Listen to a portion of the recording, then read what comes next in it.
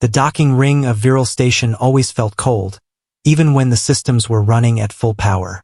Metal corridors stretched in long, curved paths like the ribs of some sleeping giant, and the air carried a faint hum that never stopped.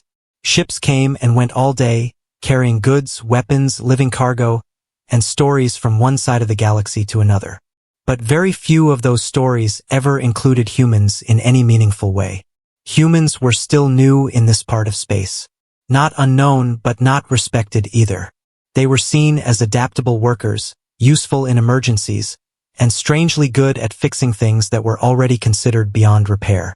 But when it came to advanced bioengineering, bonded creatures, or high-tier hybrid systems, most alien species simply looked down on them. Too primitive, too emotional, too unpredictable. That was the common belief. On this day, however, something unusual was arranged in the central docking hall. Representatives from several systems had gathered for what was officially called a diplomatic exchange. In reality, it was a silent contest of superiority. Each faction brought gifts meant to display power, refinement, and control over living technology. And among the attendees stood a single human technician. He had not asked to be part of this gathering. His assignment was simple on paper: maintenance oversight for incoming cargo systems. Keep things running. Fix what breaks. Stay out of the way of diplomacy. That was all. He wore a plain utility suit, slightly worn at the edges, with tool packs strapped to his sides. Nothing about him stood out. In a hall filled with tall, shimmering figures wrapped in bio-enhanced armor and flowing synthetic robes, he looked almost misplaced, like someone who had walked into the wrong story and decided to stay anyway. Whispers followed him as he moved. Human maintenance unit present. Strange they allowed one to attend. They are still learning basic neural interface calibration. The words were not spoken loudly, but they did not need to be. In places like this, judgment traveled faster than sound.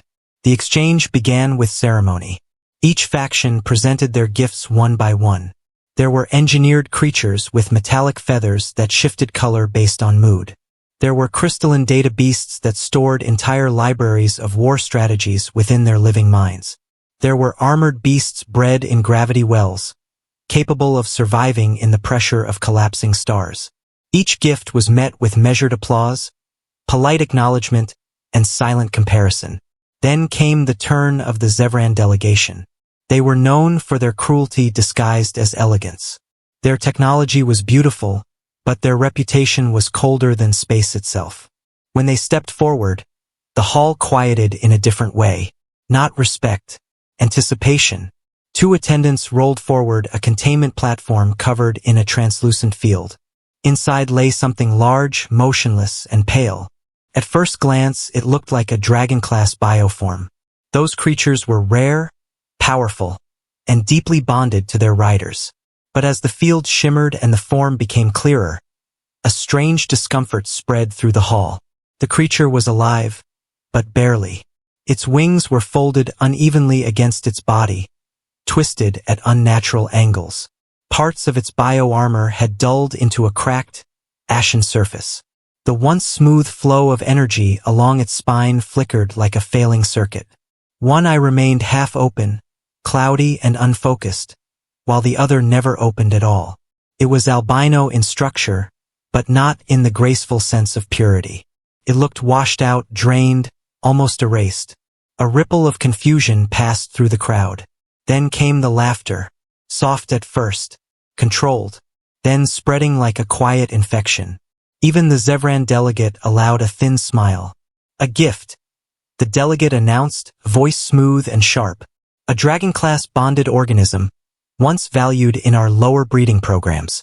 It no longer performs as intended. We offer it freely to our human associates, who are known for salvage expertise. The last words carried a clear insult. Salvage expertise. Not engineering. Not restoration. Salvage. A few dignitaries turned their attention toward the human technician standing near the outer edge of the hall. It was not subtle. The implication was obvious. They had been given trash, and now they would see what the humans could do with it. The human did not react immediately. He simply looked at the creature. Not at the crowd. Not at the delegate. At the dragon. His eyes moved slowly, taking in details others had already dismissed. The uneven wing tension. The irregular pulse in its chest. The faint tremor in its forelimb joints. The way its breathing pattern skipped every few seconds as if something inside it refused to synchronize. While others saw failure, he saw structure. And something else. Interference. The creature had not simply decayed. There were patterns in the damage that did not match natural degradation. Too precise. Too targeted. As if someone had known exactly how to break it without killing it. He stepped forward. A few voices behind him shifted in tone. Is the human actually approaching it? Does he not understand bonded bioforms require authorization layers? He will trigger containment protocols. But no alarm activated. Not yet. The technician stopped a few meters from the containment field. The dragon did not move. It was not unconscious. That much was clear now. Its awareness was still there, buried under exhaustion and pain. As I shifted slightly, tracking him, a faint sound came from its throat. Not a roar, not even a growl. Something smaller, like a breath trying to become a voice and failing halfway. The human tilted his head slightly, as if listening to something only he could hear. Then he crouched.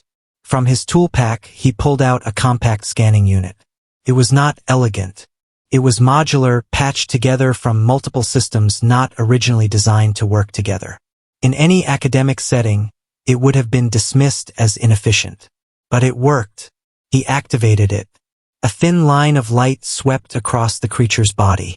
Data streamed across the small screen, reflecting in his eyes.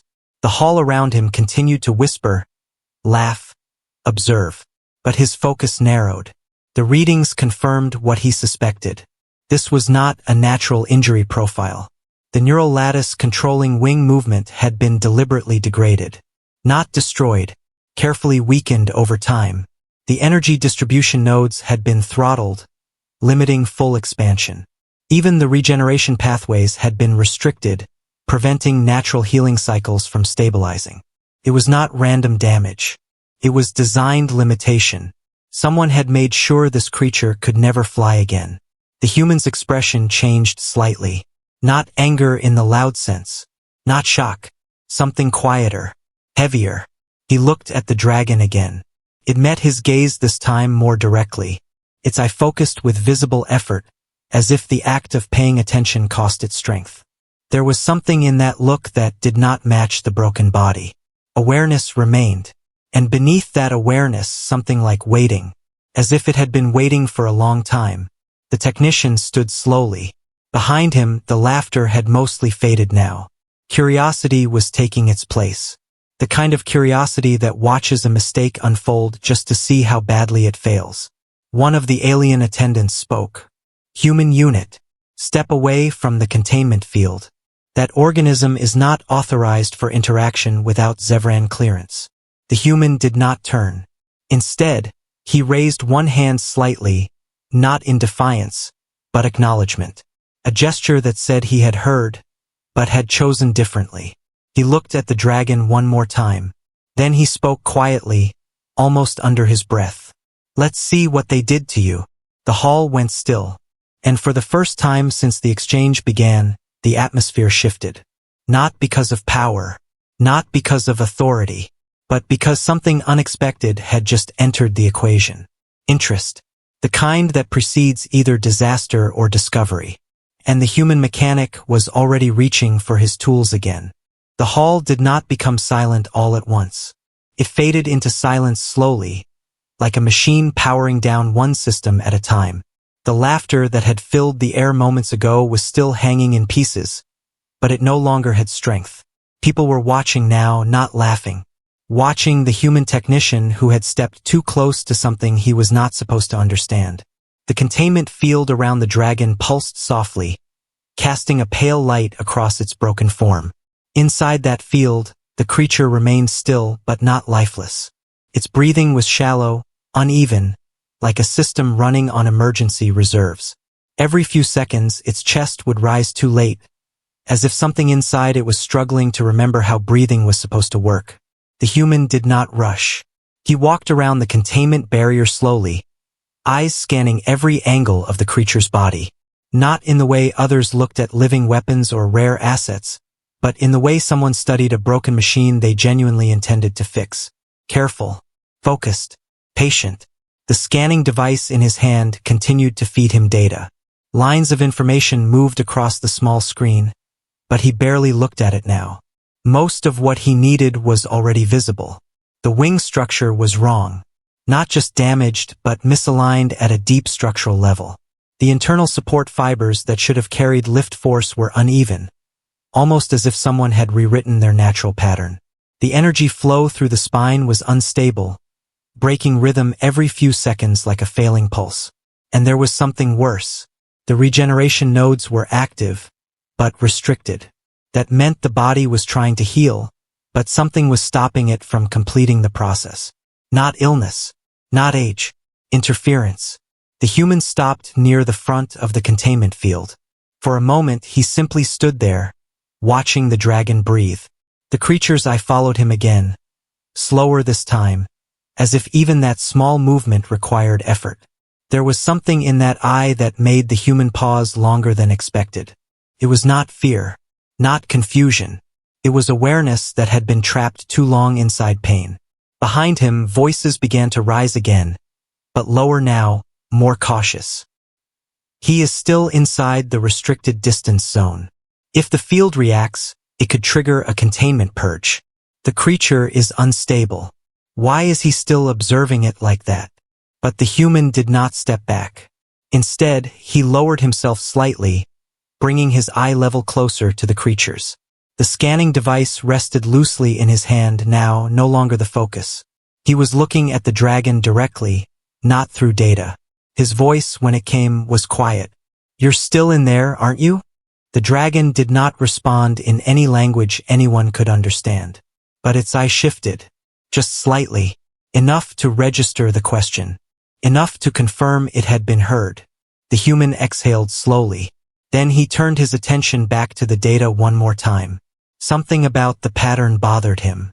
The damage was too structured to be accidental, but too advanced to be simple destruction. It had been done in stages. Layered suppression. Each system weakened just enough to prevent recovery, but not enough to cause immediate death.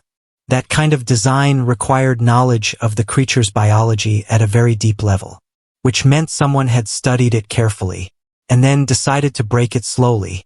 The human's grip tightened slightly on the device.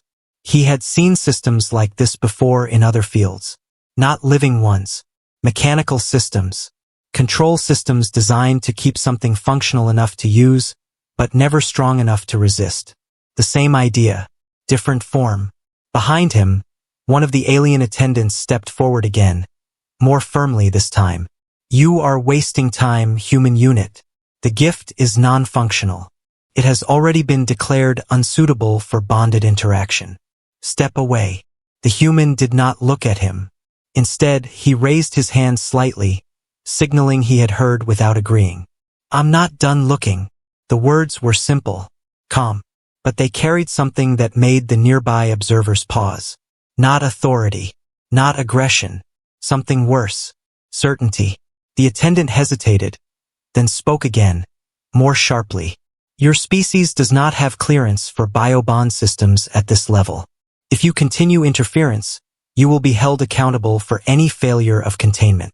The human finally glanced over his shoulder. Just a brief look. No challenge. No emotion. Just recognition. Then he turned back to the dragon. The containment field flickered slightly as if reacting to his proximity. A soft warning tone echoed through the hall systems, but no full alarm triggered yet. The system was still assessing. The dragon shifted again. A small movement this time. One of its forelimbs flexed weakly, then relaxed. The motion was uneven, strained, like a reflex returning after long disuse. The human noticed immediately. He stepped closer to the field until the boundary shimmered just inches from his hand. The energy barrier responded, pulsing brighter for a moment, then stabilizing. Inside, The dragon's breathing changed slightly. Not fixed, but adjusted. The human tilted his head, studying the reaction. "That's interesting," he murmured. A few observers exchanged uneasy looks. He raised the scanning device again, but this time he adjusted its settings manually. The interface flickered as he bypassed default limits. His fingers moved with practiced precision, like someone who had worked around restrictions far too many times to count. He aimed the scanner at the wing joints specifically. The data that came back made him pause. There it was, a suppression lattice embedded inside the biostructure. Not visible on surface scans unless you knew what to filter for. It was designed to mimic natural degradation, but it carried repeating signal patterns. Artificial. Controlled. He zoomed in further. The lattice nodes were synchronized with external signal pulses. That meant it was still active. Even now, the human's eyes narrowed slightly. "So it's still being controlled," he said under his breath. Behind him, someone in the crowd reacted. "What did he say?" "Controlled. That thing is not remote controlled. It's a biological organism." But the human was already thinking deeper. If the suppression lattice was still active, it meant the creature was not just damaged. It was being held in that damaged state intentionally, possibly even remotely maintained. He turned his gaze toward the Zevran delegation for the first time since stepping forward. They were watching closely now, not laughing anymore, not relaxed, observing. One of them spoke quietly to another, too low for most to hear, but the tone had changed. "This is not how they are supposed to react." The human looked back at the dragon. For the first time, his expression softened slightly. Not pity, understanding. He spoke again, but this time his voice was lower, almost private, as if speaking to the creature more than anyone else. "They didn't just break you. They keep pressing you down so you can't fix yourself." The dragon's eye shifted again. A faint tremor passed through its body. Whether it was response or instinct, no one could tell. The human stepped back from the field slightly, then crouched again, placing his tools on the ground beside him. Not all of them, just a few. Enough to begin diagnostics at a closer level. A murmur spread through the hall. "What is he doing now?" "He is preparing unauthorized interface tools. This is beyond maintenance protocol." But the human's focus had narrowed completely. He reached into his kit and pulled out a small interface probe. It was older than standard models, modified multiple times. Not something approved for high-tier bioforms, but flexible enough to bypass most restrictions if used carefully. He studied the containment field one more time, then the dragon, then the field again. "You've been like this a long time," he said quietly. A pause. Then, almost like a decision forming, he added, "I think I can see what they did to you." Behind him, alarms did not yet sound. But something in the system began to recognize a pattern it did not expect. And for the first time in a long while, the dragon inside the containment field moved its head slightly toward him, as if listening not just with its body, but with whatever part of it had not yet been taken away. The human technician did not move for a long time after placing his tools on the floor. The hall around him was still full of watching eyes, but it felt distant now, like noise coming from another world. All that mattered was the space in front of him and the broken living form inside the containment field. The dragon was still watching him. Not strongly, not with force, but with a tired kind of attention, as if even focusing required effort. Its breathing had not improved, but it had changed slightly since he began observing it. Not enough to call it progress, just enough to notice something was still reacting inside it. The technician studied the field again. It was not a simple barrier. It was layered. Physical containment mixed with biological suppression and neural dampening. That meant it did more than hold the creature in place. It also influenced its body directly. Reduced movement, limited energy response, slowed regeneration, even dulled awareness over time. A system like that was not designed for safety. It was designed for control. He reached for the interface probe. Around him, tension rose immediately. One of the alien attendants stepped forward. "You are not cleared to interface with that containment system." Step away from restricted contact range. The human did not respond right away. He adjusted the probe instead, checking alignment, checking compatibility. His hands were steady, not rushed. That calm itself made the situation feel more serious than any warning. "I am not breaking anything," he finally said. "You are not authorized," the attendant replied sharply. The human looked up briefly. "Authorization does not fix this." Pause followed. Not silence, but uncertainty from those watching. The tone was not aggressive. It was something harder to argue against. It sounded like someone who had already made a decision and was no longer asking for permission to think. He turned back to the field. The probe extended slightly as he tested the boundary distance. The containment system reacted instantly, sending a faint pulse through the air. A warning shimmer passed across the barrier surface like a ripple. The dragon inside flinched. Not much, but enough. The technician noticed immediately and stopped his movement. His eyes narrowed. "That reaction should not be linked to external touch," he muttered. He adjusted the probe again, this time lowering its output signature. Then he tried once more, slowly, carefully. The probe approached the field again, and this time the response was weaker. Not gone, but reduced. He tilted his head slightly. "So it's not fully physical," he said quietly. "It's tied into perception feedback." He looked at the dragon again. The creature's eye followed him, but it was slower now.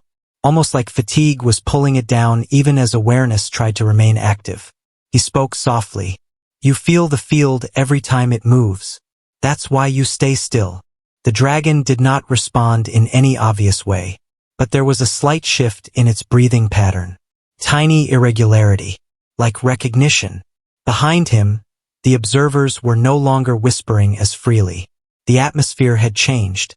The earlier amusement was gone. In its place was something more cautious. Uncertainty mixed with curiosity. Some of them were beginning to realize the human was not guessing randomly. He was reading the system, not as theory, as structure.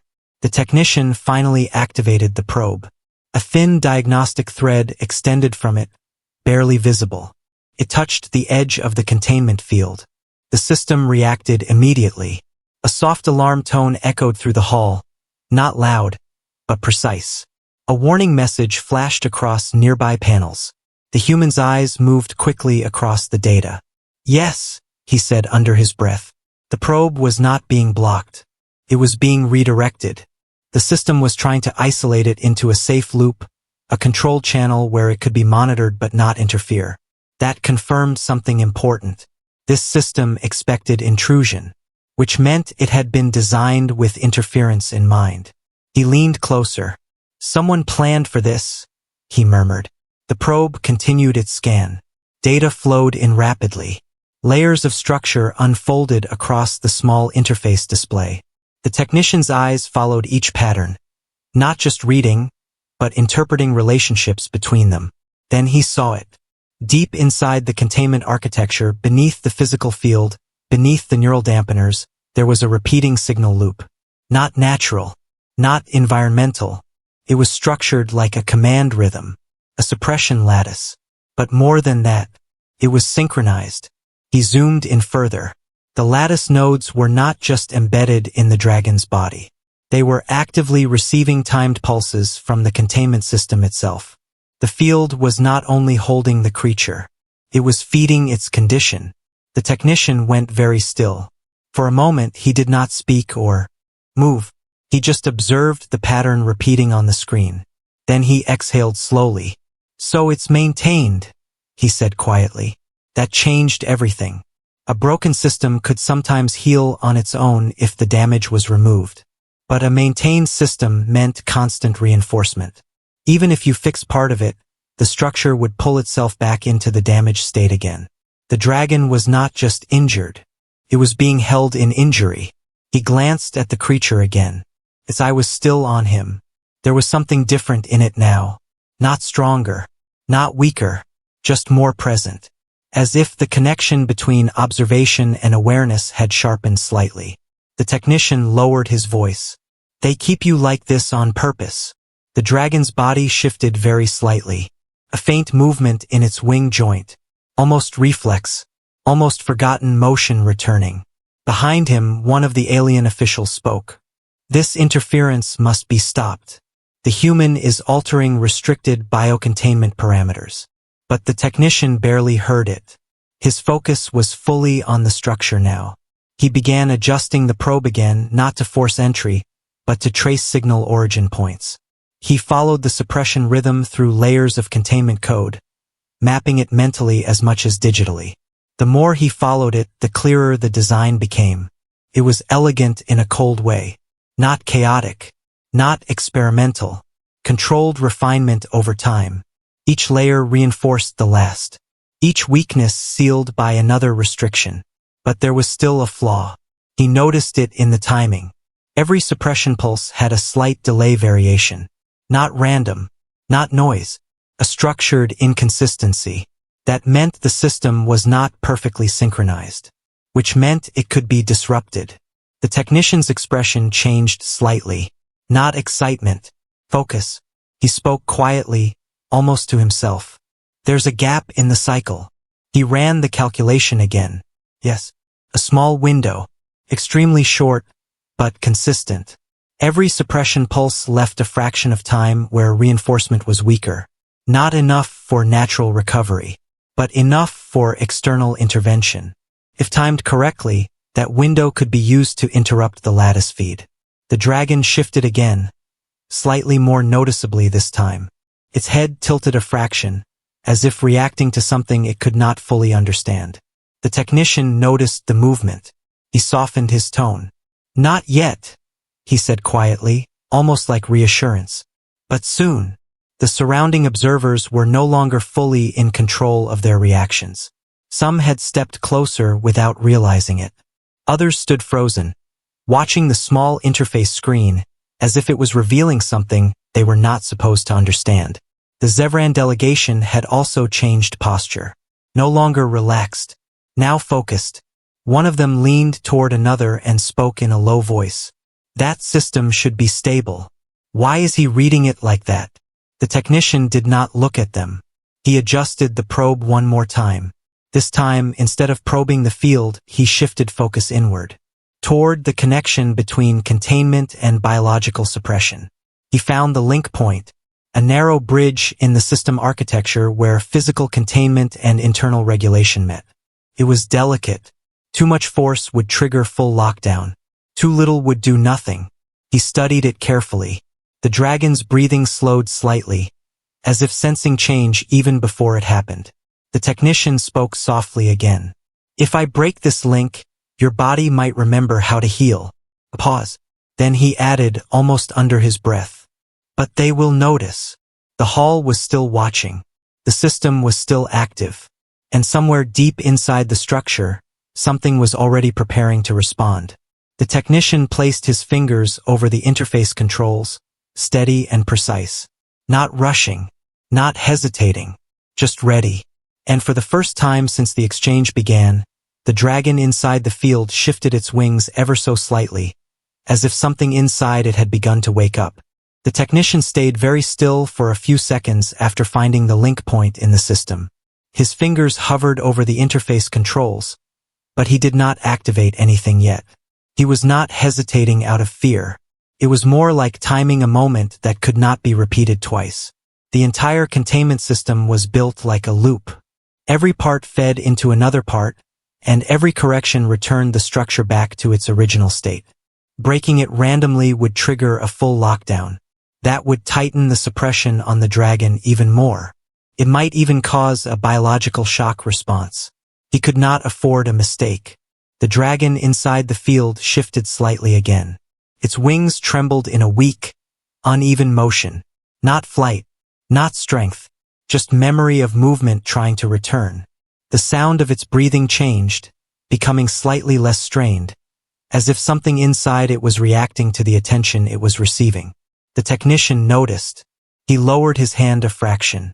Easy, he said quietly, though it was unclear if the word was for the creature or the system itself.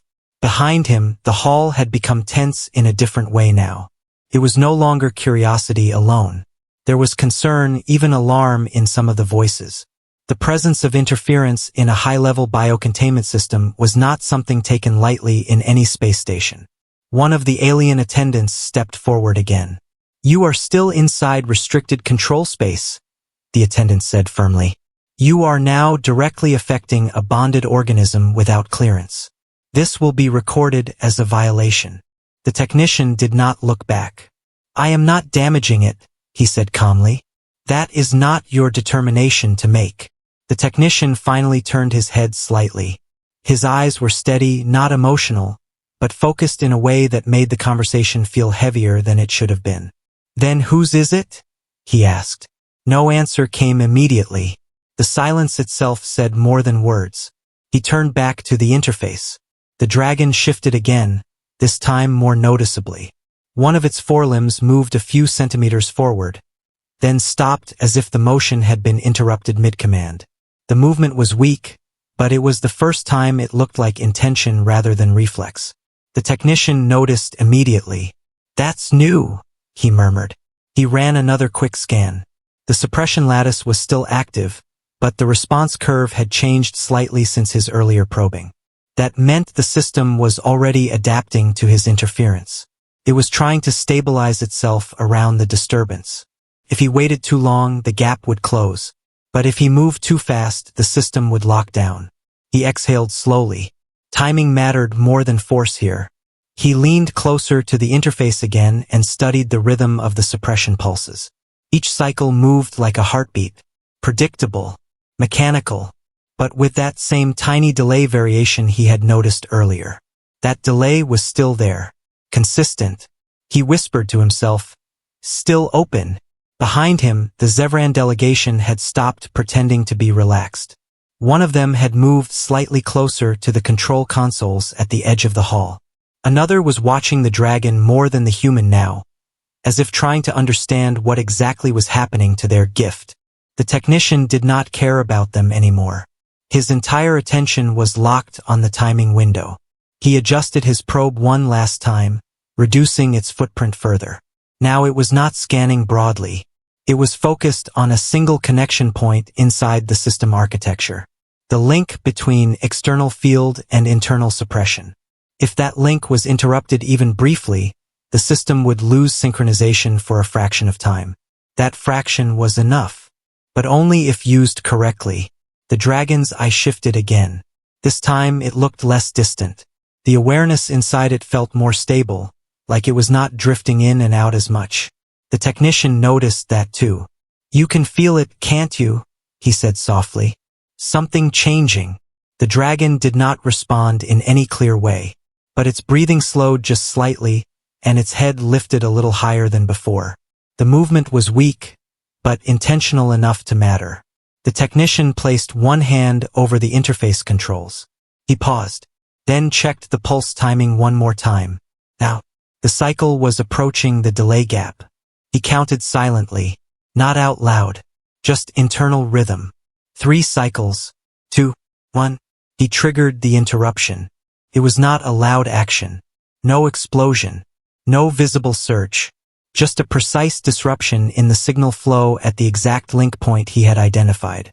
For a fraction of a second, the system hesitated. That hesitation was everything. Inside the containment field, the dragon reacted instantly. Its body jerked slightly as if something had released pressure that had been holding it down for a long time. The wings twitched, not in pain this time, but in sudden release of restriction. A soft sound escaped it. Not a roar, not even a cry. Something closer to a breath finally completing itself. The technician stepped back quickly, watching the interface. The suppression lattice reading flickered, then shifted. The system attempted to correct itself. But it was late. The interruption had already broken synchronization. He spoke quickly, more to himself than anyone else. "Now it's unstable." Behind him, alarms finally began to sound. Not full emergency lockdown yet, but alert tones echoed through the hall. Red indicators appeared on nearby panels. The containment system was no longer in full control of its internal balance. The alien attendants reacted immediately. He has destabilized the biocontainment field. Containment feedback is fluctuating. Prepare override protocol. But the technician did not move away from the interface. He was watching the suppression lattice collapse in slow stages. Not destruction. Disconnection. The dragon inside the field lifted its head higher now. His breathing was uneven, but different. Less controlled. More natural. Like something that had been forced into a pattern was finally breaking free of it. One of its wings shifted again. This time more clearly. The movement was still weak, but it did not stop halfway like before. Continued a little further before settling. The technician's eyes narrowed slightly. The signal is not reinforcing anymore, he said. That meant the system was losing its ability to maintain the suppression state. But it also meant something else. The containment field itself was still active, and it was reacting unpredictably. A sudden pulse of energy rippled across the barrier. The dragon flinched, but not from pain alone. It was more like confusion. The system no longer had stable control over what signals it was sending or receiving. The technician stepped closer again, carefully. He placed the probe into passive mode. "I need to stabilize what's left," he said quietly. But before he could proceed further, a sharp warning tone cut through the hall. The Zevran delegation had finally initiated partial override. The containment system responded instantly. A deeper hum filled the air. The field around the dragon brightened, shifting from soft containment glow to rigid enforcement mode. The structure tightened, not physically but energetically. The dragon reacted immediately, body tensing as pressure returned in a different form. The technician's eyes widened slightly. "They're forcing full control reset," he said. That would undo what he had just achieved. He moved quickly now, adjusting the interface to counter the override. But it was not easy anymore. The system was now divided.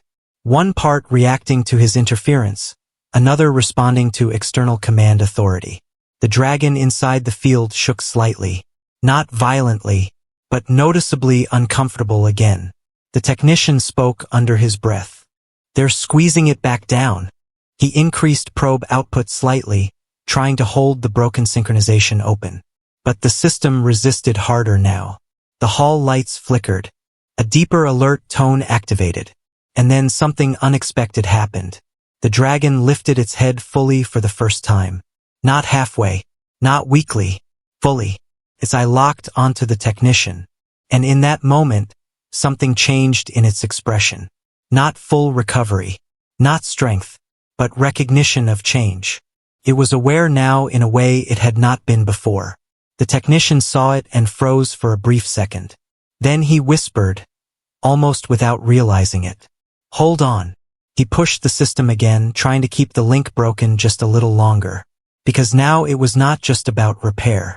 It was about giving the dragon enough time to exist outside the pattern that had been controlling it for so long. And the system was starting to fight back harder than before. The hall had fully changed now. What started as a quiet diplomatic exchange had turned into a tense technical emergency. Warning lights flickered along the edges of the docking chamber. Soft alarm tones echoed through the metal structure like distant thunder. The containment system around the dragon was no longer stable in one clear state. It was caught between two forces, trying to obey conflicting commands at the same time. Inside the field, the dragon remained standing. Barely, but standing. Its wings were partially open now, not fully functional, but no longer completely locked in place either. The body that had looked like it was permanently folded into weakness was showing small signs of release. Not healing yet. Not freedom. But interruption. Like something long frozen had finally started to crack. The human technician stood at the interface, both hands now actively working across controls and improvised bypass settings. His focus was sharp, but not rushed. Every movement had purpose. Every adjustment was made with awareness of consequence. The system was fighting him harder now. The suppression lattice was trying to reform itself. External command signals from the Zevran delegation were forcing override attempts. At the same time, the internal containment structure was reacting to instability by tightening pressure cycles. It was becoming a three-way conflict inside a single system. and the dragon was caught in the middle of all of it. The technician noticed the strain immediately. The creature's breathing had become irregular again, not because of the original damage, but because of system interference. It was being pulled in multiple directions by artificial control loops. Every time one layer loosened, another layer tightened. He spoke quietly to himself. They're forcing it back into shape. He adjusted his tools again. But the system was no longer simple enough to fix with one change. It was adapting faster now, closing gaps as soon as he opened them. Behind him, voices were louder now. This is escalating beyond authorized limits. Containment integrity is at risk. The human is destabilizing a bonded organism interface. But no one stepped forward to physically stop him. Not yet. There was hesitation in the crowd now. Not because they agreed with him, but because they could see something they did not fully understand. The system was reacting in ways that suggested deeper structural manipulation had been involved long before he touched it. The technician increased focus on the core link again. That single connection between external field and internal suppression was still the key. He had broken it once, but the system had partially rebuilt around it. Now it was weaker, but more defensive. He studied the flow patterns quickly. There's a backup reinforcement loop, he muttered. That explained why the system kept recovering. He traced the secondary loop. It was buried deeper, layered beneath normal containment logic. It was designed exactly for this situation. If the primary suppression link failed, the backup would reestablish control automatically. Failsafe, but also a prison reinforcement system. He narrowed his eyes slightly. So they planned for resistance. He looked at the dragon again. The creature was still watching him. His head moved slightly, tracking his position. The eye was more alert now than before. Not strong, but no longer drifting in and out of awareness as much. The technician spoke softly. You're not imagining this change. It's real. They're trying to pull you back into it. The dragon's body shifted slightly again. One wing moved a fraction higher than before. Not enough for flight, not even close, but enough to show that the structure was no longer completely locked. That mattered, because locked systems could not respond. Partially unlocked systems could. Behind him, a new alert tone sounded. The Zevran delegation had escalated their override attempt. The containment field brightened sharply, shifting tone. The energy around the dragon tightened in waves, like pressure pulses compressing inward. The system was trying to force full reset. The dragon reacted instantly. His body tensed. A low, strained sound escaped it, not from pain alone, but from forced suppression returning suddenly. The technician reacted immediately. No, he said under his breath. He increased output from his probe, trying to stabilize the broken synchronization again. But the system was now actively resisting both internal and external interference. It was stabilizing itself through force. That was dangerous, because force-based stabilization often ignored biological tolerance limits. The dragon's wings trembled again, this time more visibly. The partial freedom he had created was being compressed back down. He spoke louder, though still controlled. Hold it steady. But the system did not listen. The containment field surged again. A sharp wave of energy passed through the dragon's body. The creature flinched, and for a moment its legs nearly gave way. But something unexpected happened right after. It did not collapse completely. Instead, it stabilized itself. Not because the system supported it, but because its own body began compensating. The technician noticed immediately. His eyes widened slightly. He paused. The dragon was starting to react independently again. Small corrections in posture. Micro-adjustments in balance. Not perfect, but self-driven. The suppression was no longer fully controlling its responses. He felt a shift in the system dynamics. It's separating, he said quietly. Behind him, the hall was now fully in alert mode. Multiple attendants were preparing emergency containment procedures. Some were trying to manually access system controls. Others were communicating rapidly with external command networks. But none of that mattered in the moment between technician and dragon. The technician adjusted his approach. He stopped trying to fight the system directly. Instead, he changed strategy. He began reinforcing the gap he had created instead of expanding it.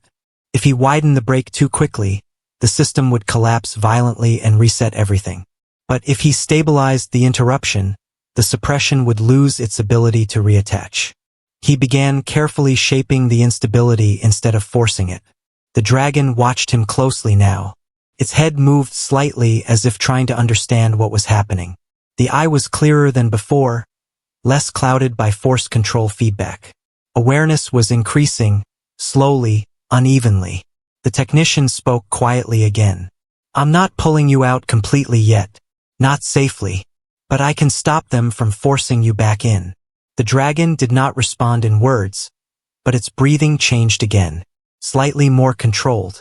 Less pressured. The containment field flickered. The Zevran override system pushed harder. A deeper surge ran through the structure. But instead of stabilizing suppression, the system began to desynchronize further. The backup loop activated again, but this time it did not fully align. The technician saw it. "This is it," he said. He adjusted final parameters. If the backup loop failed to synchronize, the suppression system would lose structural coherence entirely. That was risky. It could either release the dragon further, or destabilize it completely. He hesitated for a fraction of a second. Then he made the decision. He triggered the final disruption. Not destruction, just separation. A clean break between control layers. The system reacted instantly. A deep pulse moved through the containment field. The structure flickered violently. The suppression lattice, already weakened, finally lost synchronization. For a brief moment, everything inside the field went still. Then the dragon inhaled sharply, not in pain, but in release. The pressure that had been holding it down for so long shifted suddenly. Its wings opened slightly wider than before, not fully extended, but no longer constrained in the same rigid pattern. The technician stepped back quickly, watching the readings. The suppression system was no longer active in a unified form. It had fragmented, but the containment field itself was still intact. That mattered. It meant the creature was not free yet, but it was no longer being actively forced into broken state. The hall remained silent for a moment. Even the alarms seemed to pause in their intensity as systems recalibrated. The dragon stood more steadily now, still weak, still damaged, but no longer fully controlled in the same way. Its eye turned toward the technician again. This time the look was different. Not just awareness, not just recognition, something closer to understanding that something had changed in its condition. The technician lowered his hands slightly. He spoke softly. "They'll try to fix it again, or rebuild it, but they can't make it the same way anymore." Behind him, voices were rising again, but he no longer reacted to them immediately. Instead, he focused on the dragon. Because for the first time since it had been presented as a gift, it was not just an object in a system. It was reacting like something that had started to remember what it meant to exist without constant suppression. And in that fragile moment between control and recovery, the technician made one final observation. "This wasn't a broken dragon," he said quietly. "This was a caged one." The dragon's wings shifted slightly again. Not fully free, not healed, but no longer fully imprisoned in the way it had been before. And for the first time in a long time, it looked like it might still have a future that was its own.